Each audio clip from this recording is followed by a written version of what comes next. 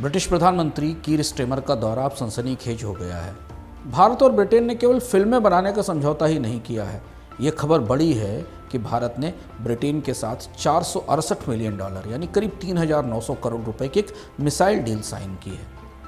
हथियारों के बाजार का मामला अब एक रोमांचक ट्विस्ट ले रहा है।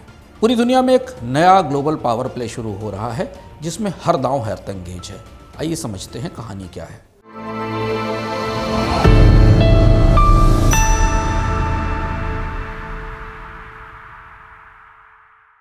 ब्रिटिश प्रधानमंत्री कीर स्टारमर मुंबई के मेजबान हुए।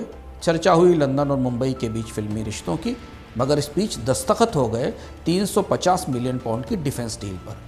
भारत यूके से light weight multi role missile खरीदेगा। ये मिसाइल नॉर्दर्न आयरलैंड के कारखाने में बनती हैं। रूस के साथ जंग में यूक्रेन इनका इस्तेमाल कर रहा है। आर्थिक मुसीबतों और बेरोजगारी से जूझ रहे बरतानवी प्रधानमंत्री को इस डील का बड़ा सियासी फायदा होगा। इससे ब्रिटेन में नई नौकरियां बनेंगी, नया निवेश होगा। मगर ये डील रोजगार और निवेश से आगे जाते हुए एक बिल्कुल नया समीकरण बना रही है। ब्रेक्जिट के बाद पहली बार ब्रिटेन और भारत रक्षा साझेदारी कर रहे हैं। इस डील के साथ दोनों मुल्क नेवल शिप्स के लिए इलेक्ट्रिक इंजन भी बनाएंगे और आगे चलकर कॉम्प्लेक्स वेपन डेवलपमेंट में भी साझेदारी करेंगे।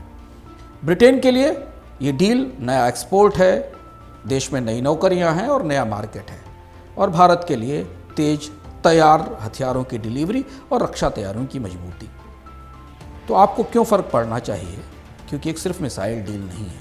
भारत के हथियार सप्लायरों का दायरा बढ़ रहा है। रूस, अमेरिका, इजराइल और फ्रांस पिछली पीढ़ी के सप्लायर थे। अब यूके के भी हथियार आएंगे। एशिया और यूरोप और अमेरिका के बीच के पावर बैलेंस में भारत और ब्रिटेन कुछ नपे तुले मोहरे चल रहे हैं।